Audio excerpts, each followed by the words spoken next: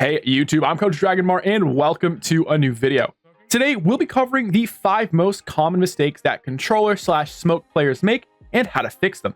I feel uniquely qualified considering I have not only solo queued to Radiant with Omen, but also because I coach a course dedicated to just controller players on Metafy, so I quite literally see these mistakes every single day of my life. If you enjoy, make sure you leave a like and subscribe, and let's begin the video. Jumping right in with mistake number 1, we're going over probably the most common mistake I see regardless of your rank and all of the coaching and all of the VOD reviews I've ever done. And that, of course, is going to be your smoke timings. Now, if you're wondering what a smoke timing is, well, you're in the right place.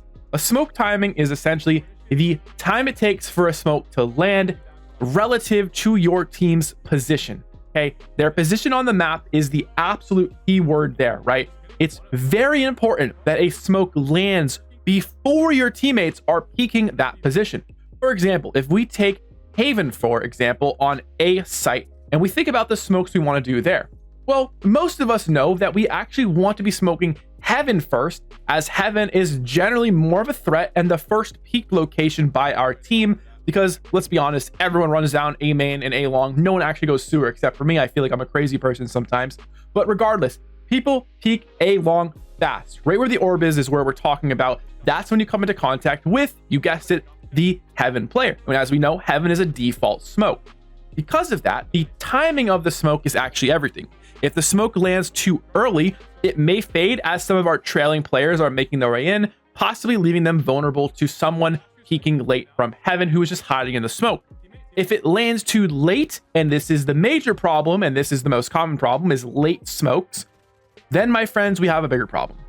Then we have people peeking an angle that they think is smoked most likely, but is not smoked, leaving them vulnerable to getting shot, right? Now, the problem is Heaven, a very tough angle to clear. It's a very high angle, not the greatest angle to take a fight at. And all of those angles down low on site are also completely uncleared, meaning we are exposed to a ton of angles. That is why smoke timing is so important. Because if you do not smoke properly, you leave not yourself. This is not about the smoke player themselves. This is about your teammates. You leave them vulnerable because they're counting on you to smoke at the right time. So what does this mean and how do we fix it, right? Well, the first thing is, the problem here is it's your mini map awareness. You need to be looking at the location of your teammates relative to when they are about to turn a corner and making sure that the smoke is going to be going down at the right time. This can also be solved with communication. Don't even start with the lack of communication I see. Very important. We'll go over that later. Communication can absolutely solve this problem, but minimap awareness is the big one. Look at your minimap, see where your team is relative to A long. Are they encountering fights? Are they slowing down? Are they speeding up? Are they going fast or slow? You got to figure that out and then get your smoke out. Always communicate your smokes, of course, but this problem, smoke timings, generally comes down to minimap awareness. So as long as you're able to focus on the minimap, make sure you know your team's location at all times, you can solve this problem with relative ease, and your teammates are going to thank you, and so is their death column. Mistake number 2 is a massive problem for all controller players, and it's something that I see very often. Now, it is going to be smoke placements, okay? And when I talk about smoke placements, a lot of people in their head are thinking, oh, that's so easy. Just click in the right spot and you don't have to worry about it. I know it sounds easy, but you'd be surprised at how many people mess them up. But there's a good reason for it.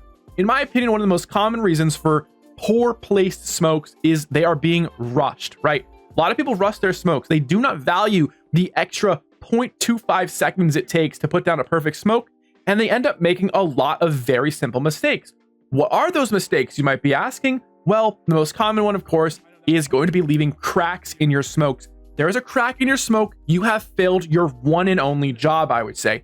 That means you want to reevaluate how you are playing and how you could do that better. There should never be a crack in your smoke. Now, what can we do to avoid this, you might be asking? Well, that's a great question, and I have the answer for you. So whenever you throw a smoke down, you want to think of one simple concept, right? And the concept here is, I want to give the enemy team as little space as possible while providing as much cover as I can to my team, right? Sounds simple enough, but let's think about this in practice. So if we smoke something, we generally want to smoke what I would say is flush with that object. If we're smoking off a doorway, we smoke flush with the doorway. If we're smoking off, an entrance into like Heaven or a window or something, we're smoking flush, right? we are always smoking off that position while leaving as little room as possible for the enemy to gain positioning, to gain control, right? So when you go for a smoke, you don't want to leave any of that smoke towards you in most situations, right? It should always be as far towards the enemy as possible, because the more space you leave for them, the more they have to work with. And also very important to remember, when you don't smoke flush with something, you allow them to walk up first of all, but oftentimes you are not going to be having that smoke in a position where a teammate will not be, right? Most of the time, your teammates are going to be playing around the smoke. So what happens is they're able to walk into the smoke, look into the corner where your teammate is playing, because again, smokes are circular, right? They're round, they're spherical, okay? Because of that, they'll be able to spam through the smoke because you gave them the positioning and get free kills. And the final thing I want to say is whenever you smoke, always smoke with the idea of height in mind. Look at what the enemy might be able to see over and think about how you can adjust your smoke to do that. There are some very simple smokes on A site on bind that you can adjust to make sure a player in A heaven can't see over. And these are very important concepts, right? Similar to a crack, seeing above a smoke can be just as devastating, especially when there's different sort of height elevations as the enemy team moves in. These are a little more difficult concepts, but the general idea here is do not rush your smokes. Take the extra 0.25 seconds to place them properly, and make sure for the most part you're smoking flush with an object. These are the basics. Again, there are always going to be circumstances where you want to change certain things up, but we're not talking about the advanced stuff right now. We're talking about simple mistakes that you need to fix. Mistake number 3 is something that we just don't see enough of, and that is not enough one-way smokes. Guys, listen up. One-ways are some of the most powerful things in the game for you to use when it comes to smokes and just in general from your utility, right? It takes what's kind of boring, let's be honest, the smoke, takes a smoke and makes it something way more offensive, right? A lot of what our controllers are lacking is offensive capability, Omen being the kind of outlier in that situation with the ability to use a shrouded step. So why do we not see enough one-ways? Well, I think the reason for this is a lack of sort of map awareness, right? Which is a general game sense problem. A lot of people don't know the one-ways. They don't understand how to do the one-ways properly. Very, very simple stuff. The idea here is you are looking for a way to stick a smoke into a wall pretty much and get it to sit on it, right? There's a lot of different spots to do this, but there's also much simpler things, right? With, for example, if you're playing Brimstone, maybe you're not playing Omen, right? You're playing Brim, you're playing Viper, playing Astra. You got to put your things on top of something. You got to put your smoke on top of something. You can't just stick it in the wall like an Omen can, right? So in those situations, you're looking at the entrances in the site. Think of Icebox on, for example, A site. That choke point into A where the orb is, you could easily one-way that, right? Or if you're playing Omen on Ascent, you could easily one-way like the A or the B entrance into site.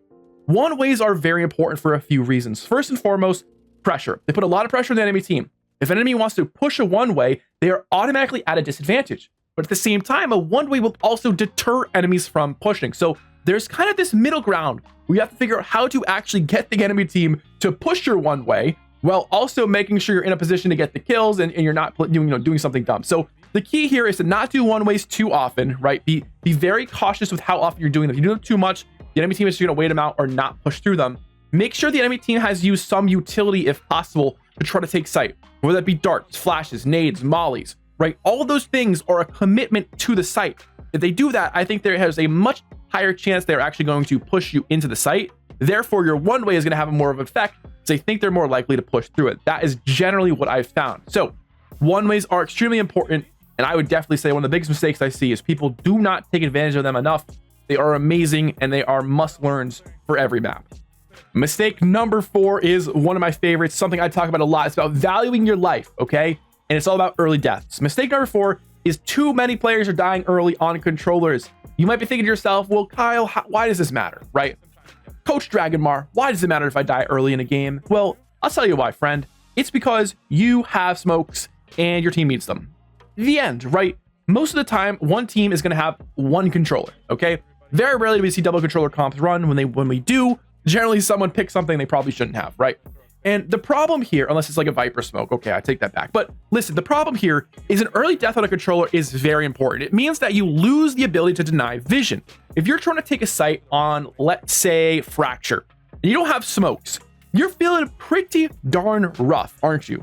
Right? And that's because the entire purpose of smokes is to make attacking easier, to make site takes easier. But the same goes for defense, right? How are you supposed to block off a choke effectively without smokes? Well, maybe the molly, maybe the flash, whatever. Those don't last forever. Smokes sometimes feel like they do, especially on Omen, whose smokes regenerate, right?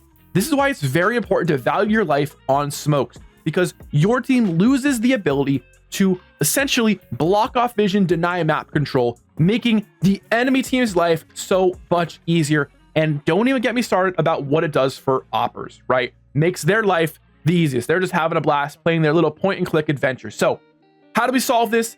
Simple. Value your life. Do not entry. Do not go first into fights. Use your smokes before you go in. Use your abilities before you go in, especially on attack, okay? That's one of the best things I can tell you. That way you're guaranteeing instant value from them, and with proper placement and timings, they always have value, okay? Do not die early. It is a waste of playing a controller.